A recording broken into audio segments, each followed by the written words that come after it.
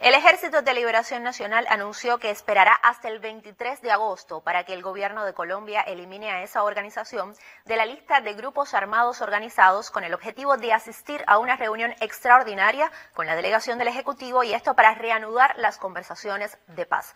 En un comunicado, el grupo guerrillero expresó: el decreto presidencial para retirar al ELN de esa lista debería haberse emitido en junio de 2023. Jamás hemos recibido explicación alguna de las razones de no haberlo hecho.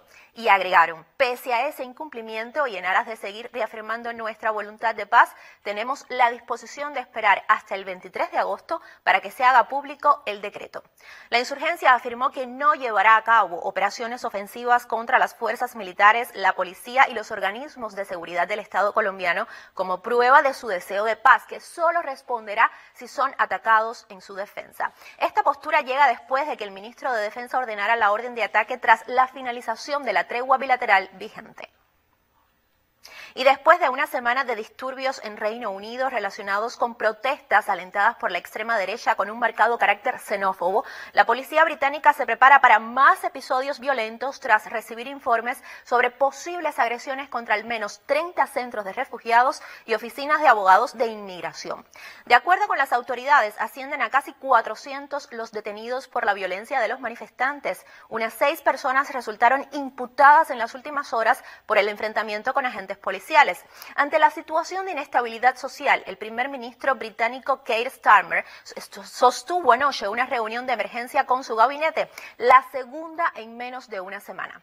Starmer, quien enfrenta su primera crisis desde que ganó las elecciones del pasado julio, advirtió a los responsables de estos hechos que les esperan largas penas de prisión.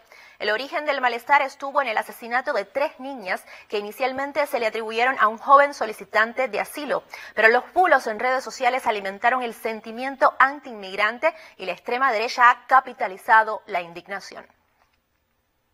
Y el expresidente del gobierno autónomo catalán, Carles Puigdemont, anunció hoy que ha emprendido el viaje de retorno del exilio para intentar asistir al pleno de investidura del socialista Salvador Illa en Barcelona como nuevo presidente de la Generalitat de Cataluña.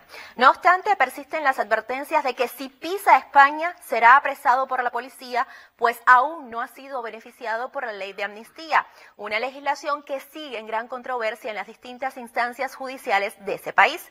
Puigdemont lleva 7 años residiendo en Bélgica para librarse de las órdenes de detención españolas tras los sucesos secesionistas conocidos como el Procés de 2017.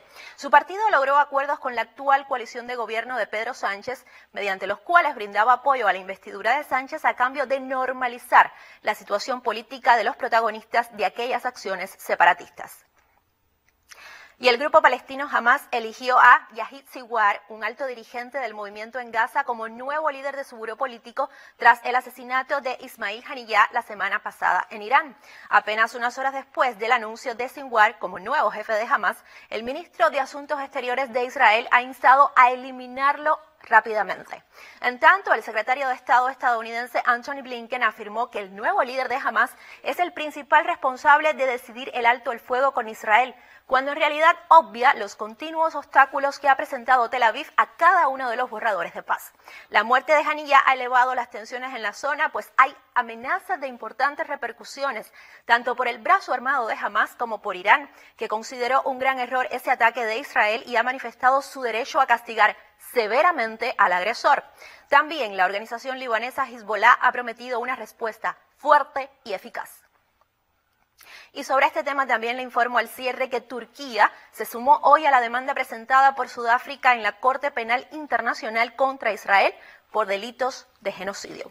Hasta aquí algunas de las noticias más relevantes de la agenda mediática global. Buenas tardes.